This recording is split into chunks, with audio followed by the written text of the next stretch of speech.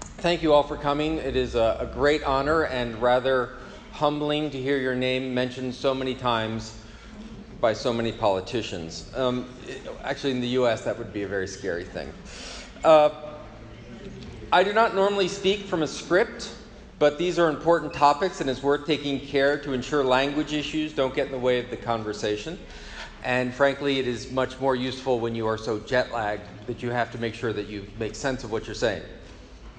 I've taken to try and summarize my talks in the form of a tweet. So for those of you who have to leave early, you're done. It's also because I have a president from the United States who might read it, and that's about the attention span that I can expect. So it's good to see that the translation's working. Librarians transform communities by weaving together the brilliance of its people. The result is called a library.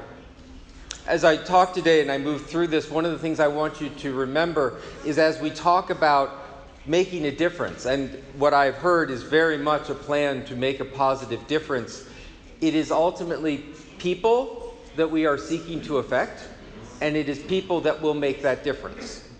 This building, this room, these institutions, what we call a library, they're a collection of individuals. And we must support those individuals and understand that it is the action of all of us that is important. So, let me begin by thanking the conference organizers for having me. I have fallen in love with Italy. This is my first visit to Umbria, and any chance I get to explore more of this wonderful country is most appreciated. Part of the reason I love my time in Italy is well represented in today's agenda: culture, health, innovation, economic development. You see these forces in work in the streets of Italy's cities, both new and ancient. Within minutes, I can walk from 15th century reading rooms to water-cooled data centers. On trains, I watch the countryside flash by olive groves and supercar manufacturers. In a nation of constant evolution where history and future are always in conversation. I think that's something I just take a quick moment on. We look at history and we talk about the future, but really it's a constant dialogue about how we define our present. What do we look back to and what are we inspired by and what do we aspire to become? That ongoing document, that living conversation with what's gone in the past and what we want to aspire in the future, to me that's cultural heritage. The rooms and the buildings and the materials, those are the result of a culture, of a language, of a people trying to make sense of their world. And even when we look back at history, we don't preserve it, we interpret it on a regular basis. And a lot of our education and a lot of our work is how do we understand that past and how do we value it against where we're going. So, today I want to talk about libraries, but more importantly, I want to talk about libraries in a new way. Not as an institution or collection, but as a platform for weaving together and proactively working to define and then fulfilling community aspirations.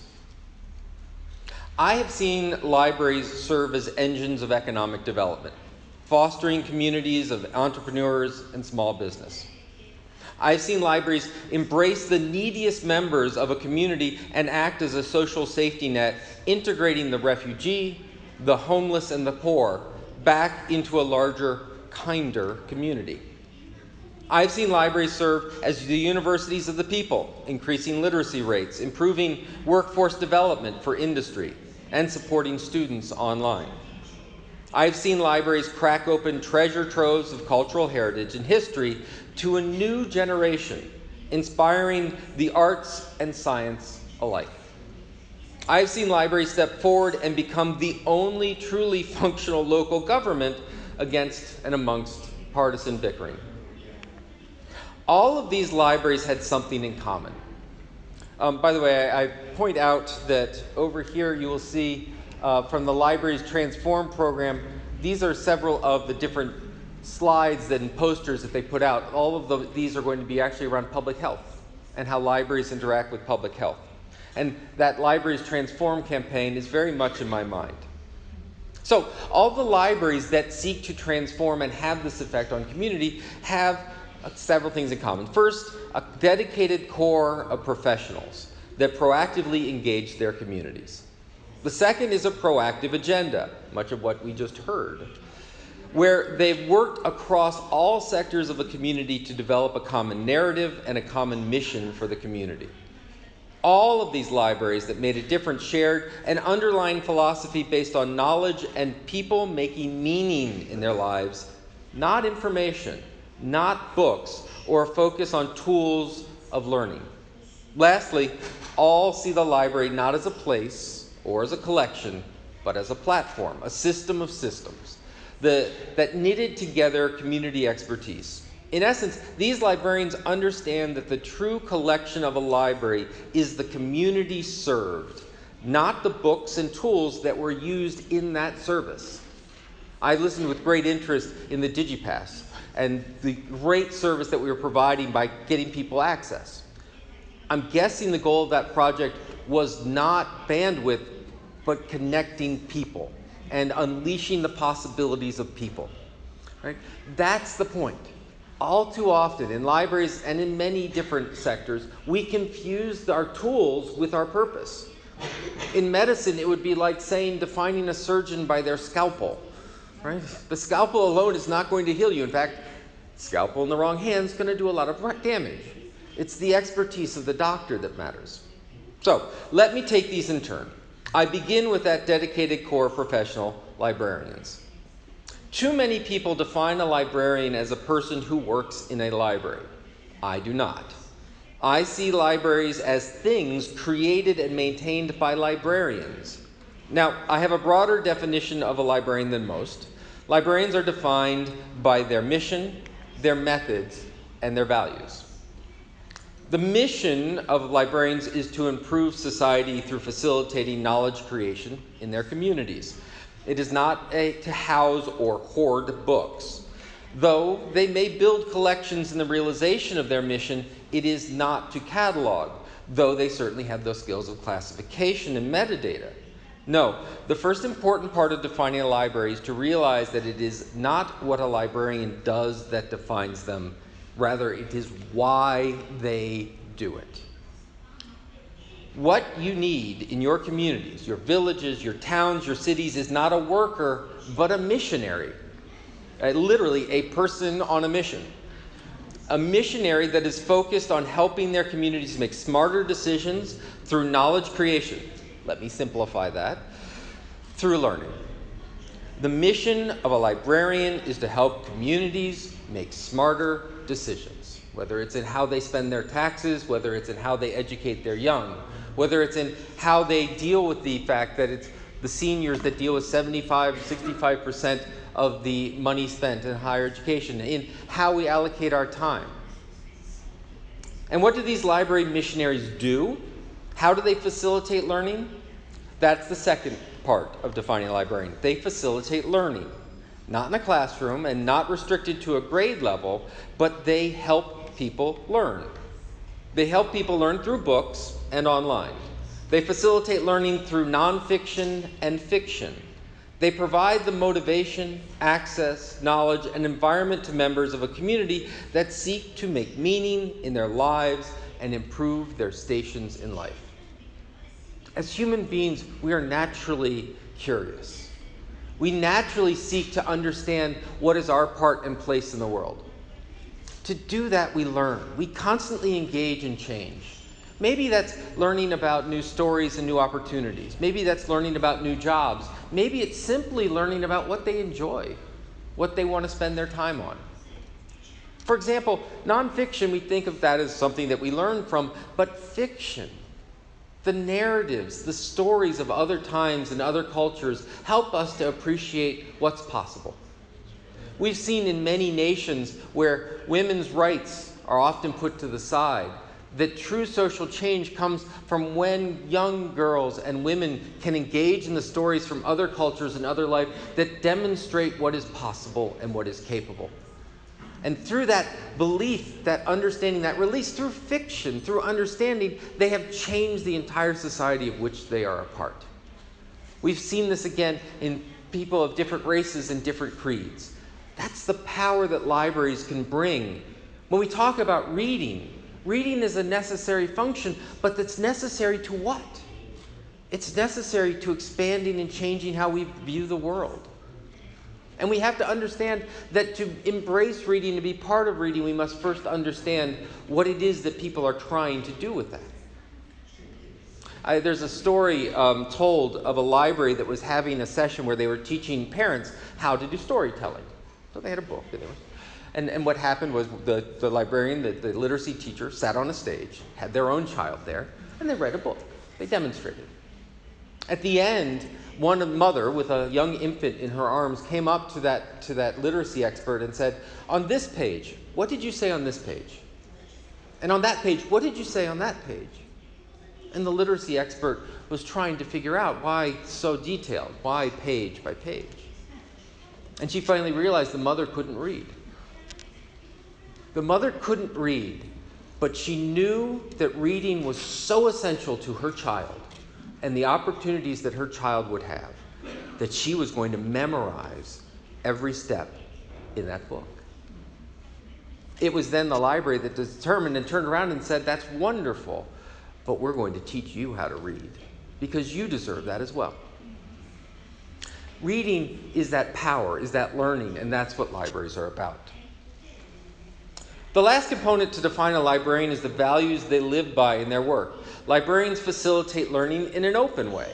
They seek to create safe places to explore dangerous ideas. They value and respect diversity in race, creed, and viewpoints. They believe in intellectual honesty and rationalism, and they seek to support decisions with evidence, something that we could use a lot more of. So the first ingredient for bringing our communities together is and pushing them forward, because that's the other thing that may not be evident here. Those professional librarians are not passive in this act. They are not unbiased. They are not neutral parties waiting for someone to walk into their doors to help. They're proactive. They go out and help define what is the agenda, what is the community. They push communities.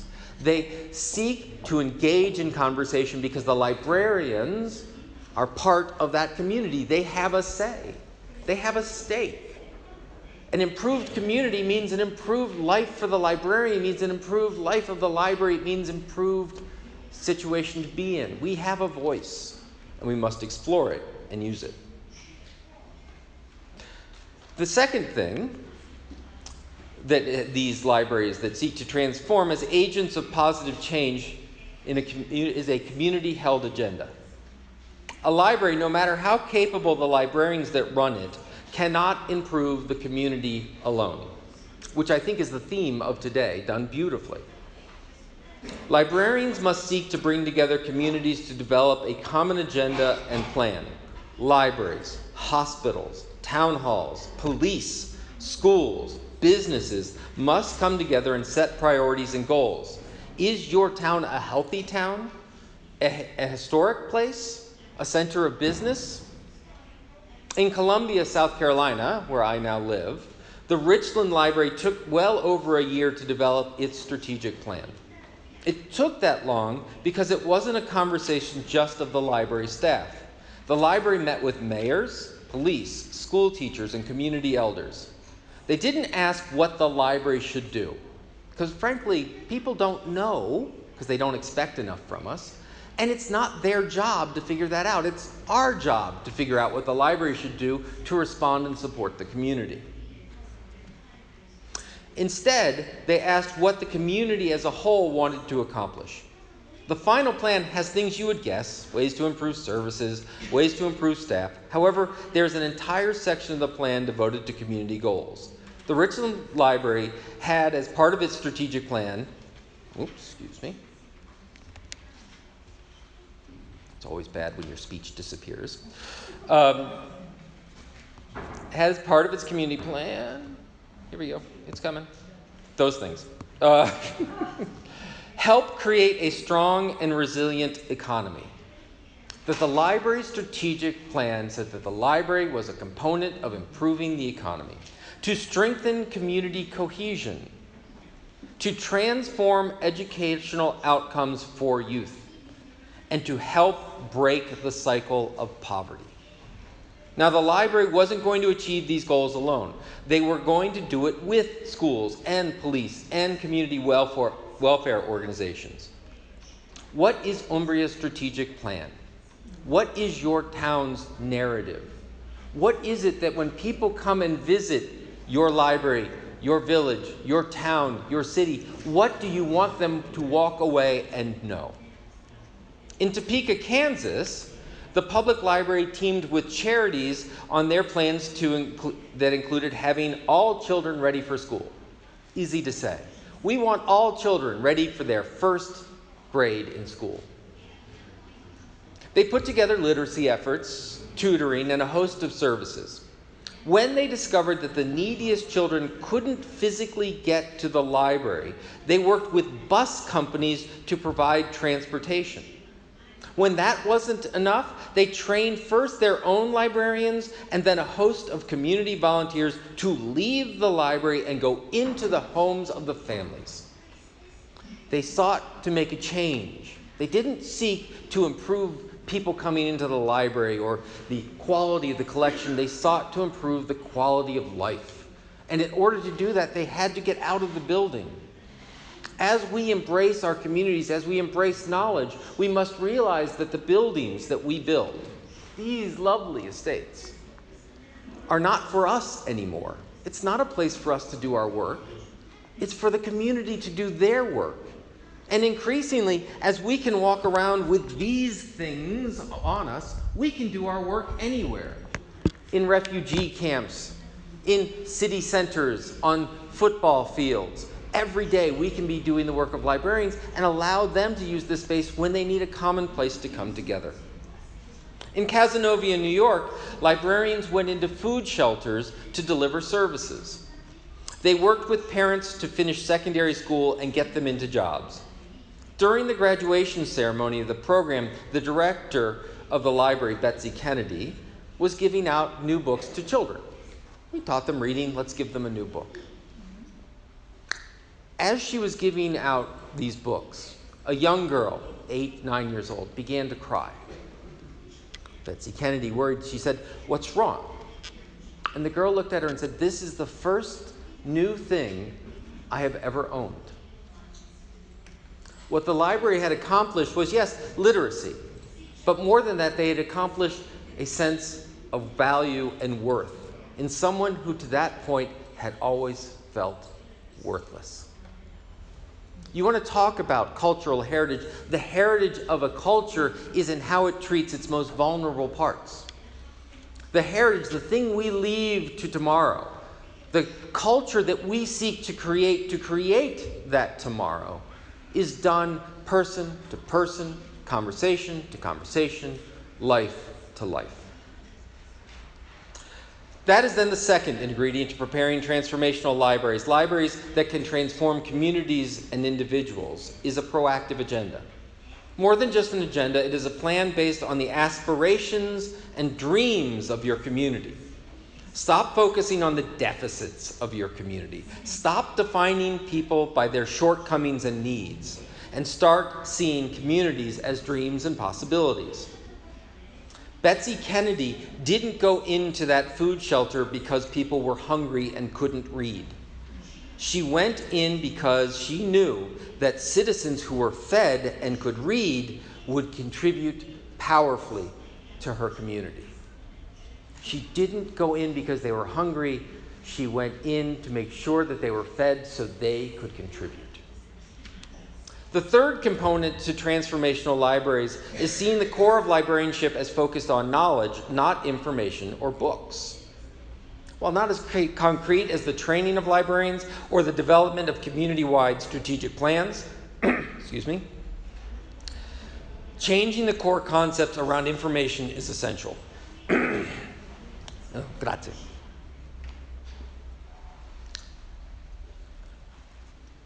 How you see the foundations of your work changes what you measure, what you value, and ultimately what you do. We see this in public health. A focus on disease, when replaced by a focus on health, has dramatically changed public policy. Payments for treatments become investments in wellness visits. Vaccination replaces acute care. Stopping people smoking becomes a priority over expanding cancer treatment programs. The same kind of fundamental change can be seen in education. Replacing an industrial model of standardized education gives way to experiential learning, independent education, and the development of critical thinking skills. One fundamental concept has had dramatic changes on health, education, libraries, and indeed just about every sector of the economy, and that has been a focus on information. In political science, we no longer talk about power bases, but instead information processing. In commerce, we've shifted from marketing to data analysis. The rise of big data and analytics in all aspects of our lives has fundamentally changed how we see and interact with each other. It has led to governments seeing people as customers versus citizens. We see communities as graphs and hope for predictive algorithms to optimize services. To be sure, information technology and information science has had amazing benefits in our lives. However, an information view has a tendency to focus on things that are quantifiable.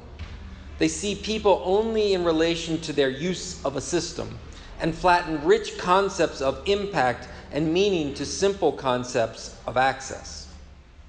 Take a simple example. Few would argue that access to the internet is increasingly important for citizens. Yet, this is often only defined as getting citizens online. We look to provide broadband and fiber connections to rural populations. In our cities, we look to smartphones and wireless networks to connect people. How many of these projects assume that access to the internet is the same as being able to improve one's life through connection? Do citizens have the training to use the internet? Can they create their own presence on the net? Or have we merely provided them with a way to consume more information in walled gardens of companies that make money on the privacy of our communities? I was very heartened to hear about the facilitators and training that will be in this facility, because it shows that it's not enough to say, here, you have a connection, your life is better. It's not enough. In the rural state, I live in a rural state. South Carolina is a rural state. The state government has been connecting small towns and schools throughout the countryside. The thought is that once students can access the internet, they will improve their learning and their prospects for the future. This connectivity has been met with a push for moving government services online. This includes providing textbooks and learning materials. Many students are now required to do schoolwork online. However, too many students don't have access at home. So now school districts are transforming school buses into mobile hotspots so that students can do their work on the bus. A bus ride that in some cases takes hours to get a child from home to school and back again. The student has access now.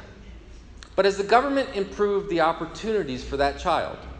Has the child been trained in using the internet to not only study, but create and communicate? Has the child been informed that access on smartphones and tablets, the technologies deployed in these schools, can't be used to create new apps or software? Simply having one of these to access is great, but this is all built around you playing games and watching things. You can't make the next killer app with a phone. And so to say people are connected doesn't mean that we've empowered them in the new economy. That same belief has anyone taken into account that we are training students to give up socialization for consuming things online and not preparing them to be authors of their own future? What do they do with that time that used to be in talking and connecting and learning about their neighbors is now spent looking at an iPad and getting work done because they don't have access at home? The same belief that access is impact and that learning is the same as informing will hold back your libraries from realizing the true potential of their communities. If you are satisfied that your libraries give access to books and documents from others, then you are limiting their potential. Libraries are about knowledge, not information. They are about creating an engagement, not consumption and distribution. If you want your library to be agents of positive transformation in Umbria, they need to be populated not just with books, but with musical instruments, classes, tools, and tools for creation. The world of tomorrow belongs to the economy that creates and invents, not consumes and repackages. Tomorrow's Apples and Googles and Amazons will come from the minds of the creative learner, not the informed consumer.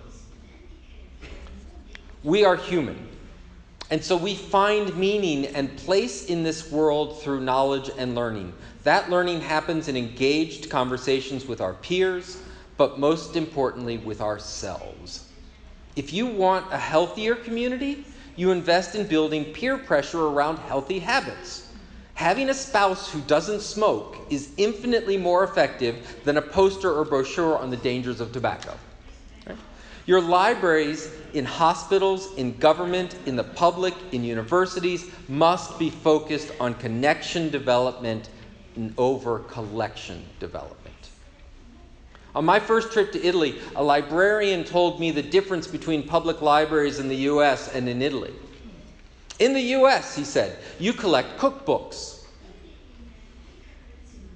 In Italy, your mother teaches you how to cook.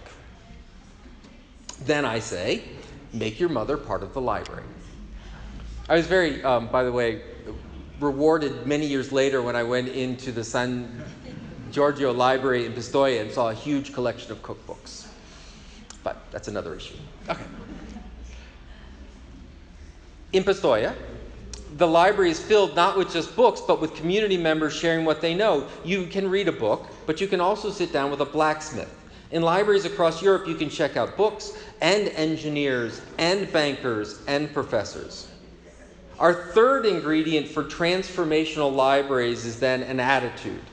It is a worldview that says we will use information as a tool to our real aim, a better life. We will never mistake data analysis for insight or books for knowledge. Knowledge and learning are passionate human things. The Renaissance, centuries ago, was about the birth of humanism and the power of the individual in the universe. Let us not make our legacy the replacing of the human with the algorithm or the decimal point. Data science is a set of amazingly powerful tools, as are books, but they are still just tools to our ultimate goal, not a replacement. And so we come to our last ingredient. This one is really the result of the first three. It is building and running a library as a platform, a system of systems. Many think of the library as a single function, collection building. However, libraries have always been a set of functions. Even in the most traditional view of libraries, they collected, organized, circulated, and found materials. However, these functions rarely made their appearance outside of a single place or organization. What transformational libraries see is that the library is a platform, a system of systems for the community to determine their own outcomes and to do their own work. Librarians and libraries, they build and maintain and collect. They aggregate money from taxes or tuition or overhead and purchase shared resources. Those can be books, but in Ann Arbor, Michigan, it is musical instruments. And that citizens can use and learn to produce their own music. Librarians can lease databases or pool real estate and provide entrepreneurs with co-working spaces. Libraries can collect the writing of the community and publish them to the world. Libraries organize materials, but they can also organize events, workshops, professional development, and whole curricula. Libraries circulate fishing rods to sportsmen to support local economies. Librarians provide massive bandwidth to software engineers that want to telecommute to work. Libraries have partnered with local news outlets to create archives and organize citizen journalists. They have also used their organizational skills to coordinate teams of citizen scientists in genetics and zoological research. There is a very good chance that the next breakthrough in cancer treatment will come from communities spending time on their computers folding proteins as a game, not necessarily from a researcher with a PhD locked in a laboratory. Transformational libraries take millennia of skills and experience and now provide those as services to the whole community. They team with hospitals to create community health answering services. They team with emergency management to provide trusted and safe places in times of tragedy. 2 years ago in Columbia, South Carolina, right before I moved, they had what was called a 1,000-year flood. It rained for days and days and days, and one dam gave way and led to the other dam giving way, and soon the streets of Columbia were under feet of water. Water topped over the water treatment, so no longer was there available clean water to drink, and there was now sewage in the streets. People would kayak, would boat down the streets to work, and find that their work was now ruined. When FEMA, that's the United States Emergency Management Agency, showed up to help rebuild lives, to give out support, they set up in libraries. People who were out of their homes would go to libraries to recharge their phones so that their parents, their neighbors, their children could know that they were all right. The bookmobiles, they took the books out and they filled them full of water and they filled them full of provisions and they drove around the cities and the streets to give out and support people. Librarians did this even when their own homes were destroyed, because that is part of their mission. They do these things because they are based on the core skills of librarianship, and as importantly, because it is part of their mission to improve society. At this point, let me make one thing clear. I have been using examples from the United States. However, I could easily pull examples from throughout Europe and Africa and Asia. I could talk about the Frisk Lab in the Netherlands bringing coding and making skills to students in rural schools. Or I could talk about the community outreach in Liverpool and Cologne, as I have done in Pistoia.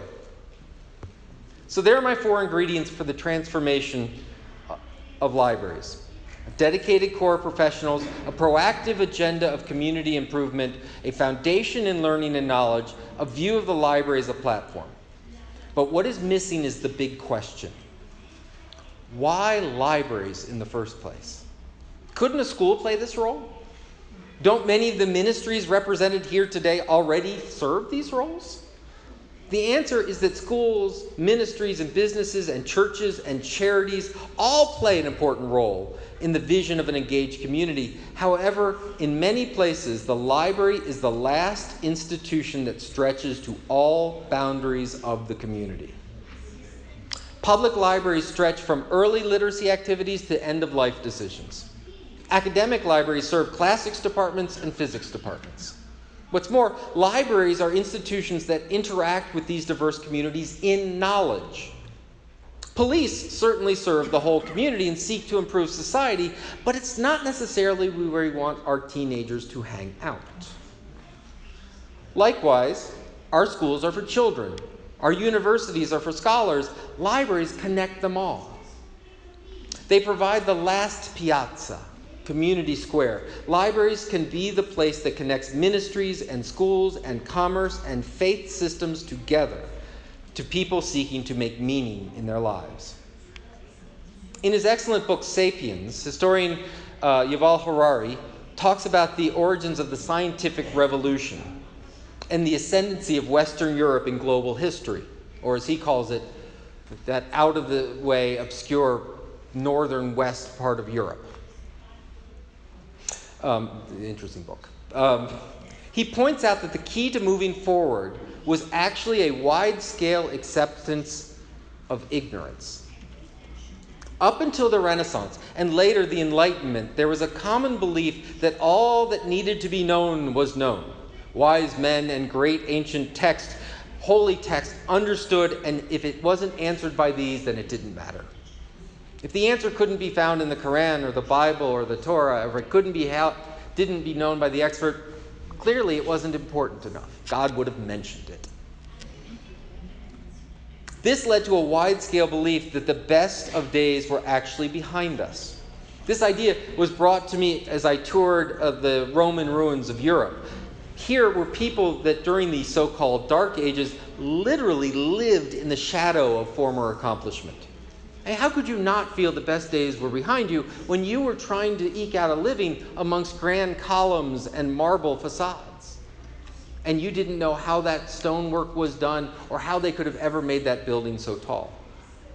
Harari says that until society accepted that there were things that were not known and yet were still important, they couldn't accept and explore and discover new knowledge. Cells, atoms, planetary systems, gravity, algebra were not in the Bible, but could advance man's understanding of the universe. Medicine, electronics, industry came when we saw the past not as a place for emulation or lost greatness, but as a foundation to move forward. To be sure, the results were not always good or humane or equitable, but it has engendered within our culture optimism and aspiration. Who doesn't feel that next year that piece of technology will be slightly better? That I can do a slightly better job? That there's always something better in the future? That idea of growth comes from the first accepting that we don't know everything, but we can try and figure it out. I am asking you to unleash your libraries and librarians. I am asking you to both equip and obligate librarians with living up to their full potential. Free the librarians from the stacks. Set them loose throughout Umbria with a mission to connect our communities and institutions.